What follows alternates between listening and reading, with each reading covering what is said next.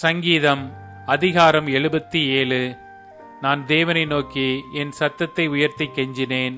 என் சத்தத்தை தேவனிடத்தில் உயர்த்தினேன். அவர் எனக்கு செவி கொடுத்தார். என் ஆபத்து நாளில் ஆண்டவரை தேடினேன். இரவிலும் என் கை தளராமல் விரிக்கப்பட்டிருந்தது. என் ஆத்துமா ஆறுதல் அடையாமற் போயிற்று.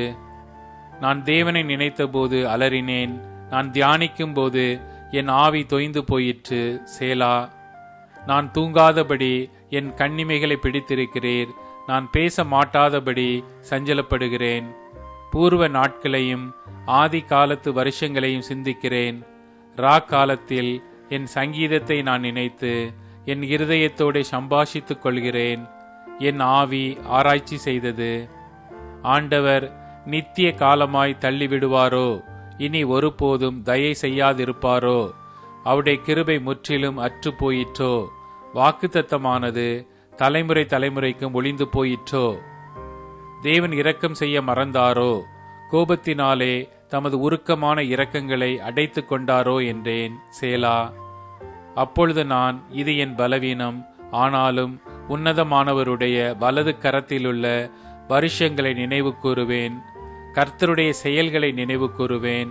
உம்முடைய பூர்வ காலத்து அதிசயங்களையே நினைவு கூறுவேன்.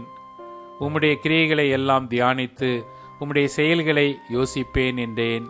தேவனே, உமது வழி பரிசுத்த ஸ்தலத்தில் உள்ளது.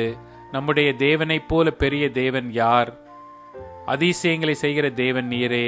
ஜனங்களுக்குள்ளே உம்முடைய வல்லமையை விளங்க பண்ணினீர். யாக்கோபு யோசேப்பு என்பவர்களின் புத்திரராகிய உம்முடைய ஜனங்களை உமது புயத்தினாலே மீட்டு கொண்டீர். சேலா. ஜலங்கள் உம்மை கண்டது. தேவனே, ஜலங்கள் உம்மை கண்டு தத்தளித்தது. ஆழங்களும் கலங்கினது. மேகங்கள் ஜலங்களை பொழிந்தது. ஆகாய மண்டலங்கள் முழக்கமிட்டது. உம்முடைய அம்புகளும் தெரிப்புண்டு பறந்தது. உம்முடைய குமுறலின் சத்தம் சுழல் காற்றில் முழங்கினது. மின்னல்கள் பூச்சக்கரத்தை பிரகாசிப்பித்தது. பூமி குலுங்கி அதிர்ந்தது. உமது வழி கடலிலும் உமது பாதைகள் திரண்ட தண்ணீர்களிலும் இருந்தது.